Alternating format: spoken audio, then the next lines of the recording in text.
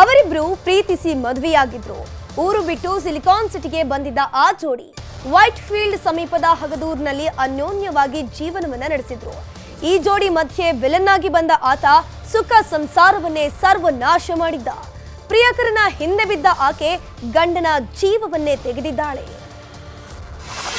ಪ್ರೀತಿಸಿ ಮದುವೆ ಆದ್ಲು, ಪ್ರಿಯಕರನಿಗಾಗಿ ಪ್ರಾಣ ತೆಗೆದ್ಲು.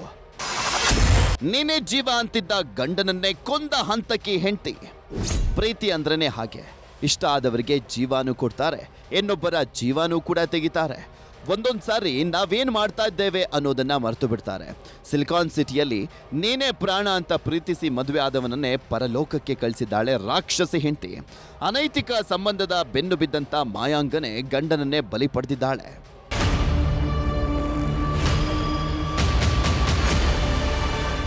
ಹೀಗೆ ಮಲ್ಲಿಗೆ ಹೂ ಮುಡ್ಕೊಂಡು ಮಳ್ಳಿ ತರ ಫೋಟೋಗೆ ಪೋಸ್ ಕೊಟ್ಟಿರುವ ಈಕೆ ತೇಜಸ್ವಿನಿ 14 ವರ್ಷಗಳ ಹಿಂದೆ ಮಹೇಶ್ ಎಂಬಾತನನ್ನ ಪ್ರಾಣಕ್ಕಿಂತ ಹೆಚ್ಚಾಗಿ ಪ್ರೀತಿಸ್ತಾ ಇದ್ಲು. ಅವನಿಲ್ಲ ಅಂದ್ರೆ ನಾನು ಬದುಕೋದೇ ಇಲ್ಲ ಅಂತ ಕಾಡಿ ಬೇಡಿ ಮದ್ವೆನೂ ಕೂಡ ಮಾಡಿಕೊಂಡಿದ್ಲು. ಮದ್ವೆ ಆದ್ಮೇಲೆ ಎಲ್ಲರಿಗಿಂತ ಹೆಚ್ಚಾಗಿ ರಿಚ್ ಆಗಿ ಬದುಕೋಣ ಅಂತ ಹಾಸನ ಕೇರಳಾಪುರ ಬಿಟ್ಟು ಬೆಂಗಳೂರಿಗೆ ಬಂದಿತ್ತು ಈ ಜೋಡಿ. ಮಹೇಶ್ ಆಟೋವನ್ನ ಓಡಿಸ್ತಾ ಇದ್ರೆ, ತೇಜಸ್ವಿನಿ ಫೈನಾನ್ಸ್ ಕಚೇರಿಯಲ್ಲಿ ಕೆಲಸವನ್ನ ಮಾಡಿಕೊಂಡು ಇಬ್ಬರು ಮಕ್ಕಳ ಜೊತೆ ನೆಮ್ಮದಿ ಜೀವನವನ್ನ ಮಾಡ್ತಾ ಇದ್ರು. 14 ವರ್ಷದಿಂದ ಮಹೇಶ್ ಕಟ್ಟಿದ್ದಂಥ ಪ್ರೀತಿಯ ಸೇತುವೆ ಮುರಿದು ಬಿದ್ದಿತ್ತು. ಹಾಲು ಜೇನ್ನಂತಿದ್ದಂಥ ಮಹೇಶ್ ಜೀವನಕ್ಕೆ ಹುಳಿ ಹಿಂಡಿದ್ದ ಈ ಗಡಿಬಿಡಿ ಗಜೇಂದ್ರ. ತೇಜಸ್ವಿನಿ ಕೆಲಸ ಮಾಡ್ತಾ ಇದ್ದಂಥ ಕಂಪನಿಯಲ್ಲೇ ಈತ ಕೂಡ ಕೆಲಸ ಮಾಡ್ತಾ ಇದ್ದ. ಹಾಗೂ ಹೀಗೋ ಮಾಡಿ ತೇಜಸ್ವಿನಿಯನ್ನ ತನ್ನ ಬಲೆಗೆ ಬೀಳ್ಸ್ಕೊಂಡೇ ಬಿಟ್ಟಿದ್ದ. ಪಾಪಿ ಪ್ರಿಯಕರನ ತೆಕ್ಕೆಗೆ ಬಿದ್ದಂಥ ಐನಾತಿ ಗಂಡನನ್ನ ಮರೆತು ಕಳ್ಳಾಟವನ್ನ ಶುರು ಮಾಡಿದ್ಲು. ಹೆಂಡತಿ ನವರಂಗಿ ಆಟ ಗೊತ್ತಾಗಿ ಮಹೇಶ್ ಬುದ್ಧಿ ಮಾತು ಹೇಳಿದ್ದಂತೆ. ಆದರೆ ತೇಜಸ್ವಿನಿ ಮಾತ್ರ ಪ್ರಾಣ ಹೋದ್ರೂ ಪ್ರಿಯಕರನನ್ನ ಬಿಡಲ್ಲ ಅಂದಿದ್ಲಂತೆ. ಊರಲ್ಲಿ ಕಾಲೇಜ್ ಓದ್ತಾ ಇದ್ರೆ ಅಲ್ಲಿಂದ ಲವ್ ಆಗಿದ್ದೆ ಅವ್ರಿಗೆ. ಲವ್ ಆಗಿ ಅವಳು ಕರ್ಕೊಂಬಂದ್ಬಿಡ್ಲಿ ಇಲ್ಲಿಗೆ ಬೆಂಗಳೂರಿಗೆ ಒಂದು 10-12 ವರ್ಷ ಹಿಂದೆ ಕರ್ಕೊಂಬಂದು ಇಲ್ಲೇ ಮದುವೆ ಆಗಿ ಇಲ್ಲೇ ಇದ್ರು. ಇಲ್ಲೇ ಇದ್ರೆ ಅವ್ರಿಗೂ ನಮಗೂ ಕಾಂಟ್ಯಾಕ್ಟ್ ಸ್ವಲ್ಪ ಕಮ್ಮಿನೇ. ಯಾಕೆಂದ್ರೆ ಅವಳು ನಮ್ಮನ್ನ ಕಾಂಟ್ಯಾಕ್ಟ್ ಮಾಡಕ್ ಬಿಡ್ತಾ ಇರ್ಲಿಲ್ಲ. ನಾವು ಎಲ್ಲಿದ್ರು ಅವಳು ಅಲ್ಲಿರ್ತಾ ಇರ್ಲಿಲ್ಲ.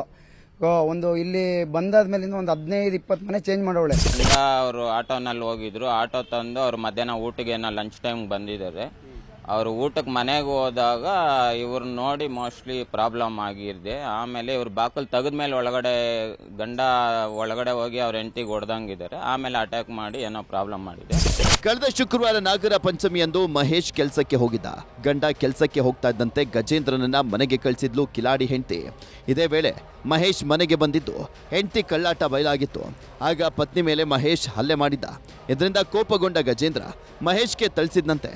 ಬಳಿಕ ಪ್ರಿಯಕರ ಜೊತೆ ಸೇರಿ ಗಂಡನ ಪ್ರಾಣವನ್ನ ತೆಗೆದಿದ್ದಾಳೆ ಹಂತಕ್ಕೆ ಹೆಂಡತಿ. ತನ್ನ ಹೆಂಡತಿ ಮೇಲೆ ಅವನು ಅವರ ನಡತೆಯ ಬಗ್ಗೆ ಯಾವಾಗಲೂ ಕೂಡ ಡೌಟ್ ಎಕ್ಸ್ಪ್ರೆಸ್ ಮಾಡ್ತಾ ಇದ್ದ. ಮತ್ತು ಆತ ಕೂಡ ಅವಳಿಗೆ ದುಡ್ಡಿಗೆ ಬೇಡಿಕೆ ಇಡ್ತಾ ಇದ್ದ. ಗಂಡ ಹೆಂಡತಿಯ ಮಧ್ಯೆ ಜಗಳನೂ ಕೂಡ ಇತ್ತು. ಈ ಹಿಂದೆ 2 ವರ್ಷದ ಹಿಂದೆ ಈ ಅಮ್ಮ ಗಂಡ ಮತ್ತು ಮಕ್ಕಳಿಗೆ ಬಿಟ್ಟು ಹೋಗಿದ್ರು. ಅದಕ್ಕೆ ಸಂಬಂಧಪಟ್ಟಂತೆ ಪ್ರಕರಣ ಕೂಡ ದಾಖಲಾಗಿತ್ತು. ಇದಕ್ಕೆ ಸಂಬಂಧಪಟ್ಟಂತೆ ವೈಟ್ಫೀಲ್ಡ್ ಪೊಲೀಸ್ ಠಾಣೆಯಲ್ಲಿ ಪ್ರಕರಣ ದಾಖಲು ಮಾಡಿ ಪ್ರಕರಣದ ಅಪರಾಧಿಗಳಾದ ತೇಜಸ್ವಿನಿ ಮತ್ತು ಗಜೇಂದ್ರ ಪ್ರಸಾದ್ ಅವರನ್ನು ದಸ್ತಗಿರಿ ಮಾಡಿ.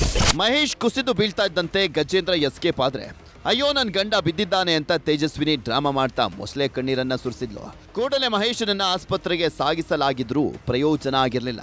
ಪ್ರಕರಣದ ಬೆನ್ನು ಬಿದ್ದಂತ ಪೊಲೀಸರಿಗೆ ಅದಾಗ್ಲೇ ತೇಜಸ್ವಿನಿ ಕಳ್ಳಾಟ ಗೊತ್ತಾಗಿತ್ತು.